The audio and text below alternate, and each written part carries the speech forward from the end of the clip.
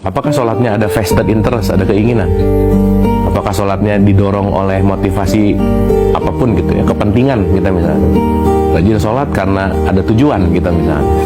Ya, pada level tertentu ya semua bisa dilakukan gitu ya. Dan kita nggak perlu bicara tentang benar atau salah.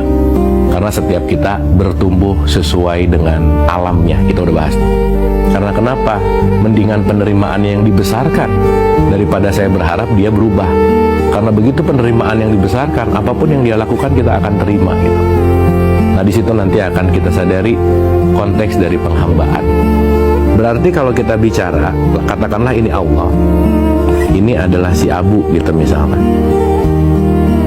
Berarti mau nggak mau, ketika atas nama yang primer tuh Allahnya gitu. Contoh ya, saya menjadi wakil keluarga untuk berbicara nih. Berarti kan bukan saya yang penting, tapi saya mewakili keluarga saya. Berarti bukan ego saya yang di depan, bukan keinginan saya yang di depan, tetapi saya hanya menjadi wakilnya. Maka dalam bahasa Arab, wakil itu artinya adalah khalifah. Maka kita ini adalah khalifah fil ard gitu. Wakil loh. Wakil itu berarti mewakili gitu. Berarti kalau mewakili, yang primer itu siapa? Ya Allah. Yang primernya siapa? Tuhan gitu intinya.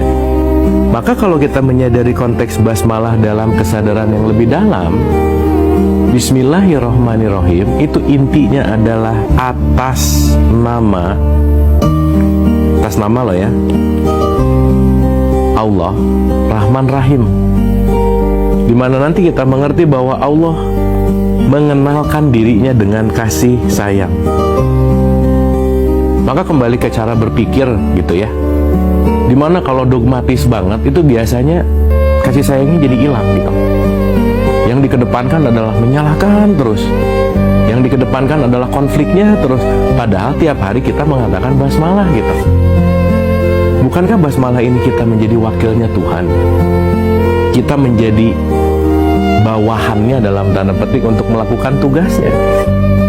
Karena kenapa? Once nanti kita mengerti, inti dari semua adalah kesadaran bagaimana kita merasa sebagai hamba, bukan sebagai Tuhan. Karena ingat, Tuhan itu segala yang mendominasi kita. Entah itu ego kita, entah itu dalam tanda petik hawa nafsu kita. Maka mudah-mudahan ketika kita berbasmalah, contoh, begitu kita melakukan apapun pekerjaan, bismillah, yang dikedepankan adalah Allahnya, bukan akunya. Sehingga dengan basmalah kita akan sadar bahwa aku nggak sanggup sebenarnya ngerjain ini gitu. Kan kita bisa lupa ya. Kadang-kadang si sombongnya keluar begitu ngerjain nolong misalnya. Terus tiba-tiba bilang, kalau nggak saya tolong, mati tuh. Kalau bukan saya yang ngajarin, nggak bisa tuh. Akunya jadi dominan. Akunya jadi dalam tanda petik di depan gitu.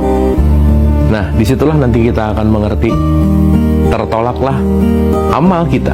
Kalau kita bicara tentang ukuran amal, ketika kita melakukan tidak mengedepankan kasih sayang Allah, maka apapun yang kita lakukan dasarnya adalah kasih sayang. Oke, di surat 6 ayat 12 Allah menyatakan dirinya adalah kasih sayang. Kita mudah-mudahan selalu terbuka gitu ya. Kita mudah-mudahan selalu bisa melihat segala sesuatu tuh dengan kekuatan kasih sayang gitu. Sekali lagi ya, basmalah tuh bukan mantra gitu. Basmalah tuh bukan hanya ucapan, tapi adalah sebuah kesadaran. Nah, kita analogikan begini. Di surat 32 ayat 9 selalu dikatakan, aku tiupkan ruh. Jadi jangan lupa nih, diulang-ulang, mudah-mudahan setiap pengulangan menjadi kesadaran yang lebih dalam. Kita ini percikan ruhnya Tuhan. Ingat ya, percikan ruhnya Tuhan. Dimana salah satu sifat percikan ruh itu di surat 6 ayat 12 adalah kasih sayang. Jadi kasih sayang tuh nature-nya kita sebenarnya. Jadi kalau sekarang susah berkasih sayang, jangan-jangan kita udah di take over sama faktor ilusi kita gitu. Dikit-dikit nyalahin dulu, dikit-dikit menerakakan dulu gitu. Ya Yang jangan-jangan basmalahnya tidak jadi lifestyle, gitu intinya. Menariknya, kasih sayang ini sifat yang paling esensial adalah damai. Dan kasih sayang plus kedamaian inilah yang membuat kita menjadi bahagia gitu. Jangan pernah mencari kebahagiaan dalam hidup, karena kenapa? Kita tanpa ego itu udah bahagia sebenarnya. Dimana kebahagiaan itu ada di dalam, yang kadang-kadang kita nyarinya keluar terus gitu. Maka orang yang berbasmalah itu agak aneh kalau banyak sedihnya, banyak khawatirnya, stres, depresi, anxiety gitu. Kenapa? Karena jangan-jangan basmalahnya baru dalam ucapan.